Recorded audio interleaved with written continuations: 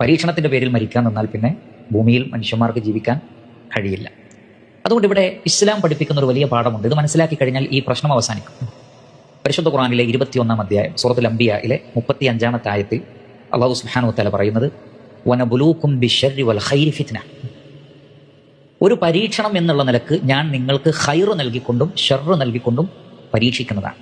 നോക്കൂ, നിങ്ങൾ പലരും മനസ്സിലാക്കിയത് ഷർറ് മാത്രമാണ് പരീക്ഷണം എന്നാണ്.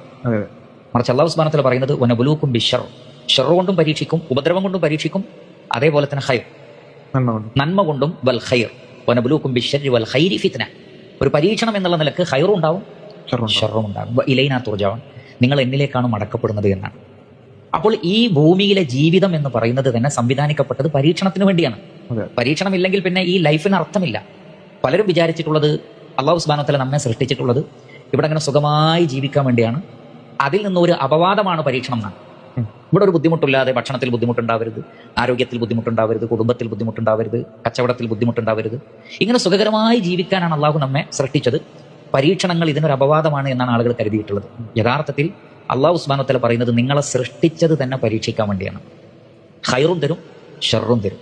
അള്ളാഹുവിലേക്കാണ് മടങ്ങി പോകേണ്ടത്.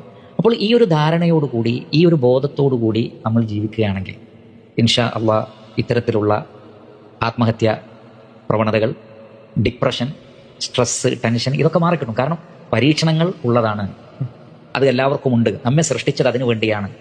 എൻ്റെ ഉത്തരവാദിത്വം എന്നുള്ളത് ആ പരീക്ഷണങ്ങളെ തരണം ചെയ്യാൻ വേണ്ടിയിട്ടുള്ള കാര്യങ്ങൾ എന്തൊക്കെയാണോ അത് പ്രാവർത്തികമാക്കി അള്ളാഹുവിന് കാണിച്ചു കൊടുക്കലാണ് എൻ്റെ ഡ്യൂട്ടി എന്ന് തിരിച്ചറിയുക.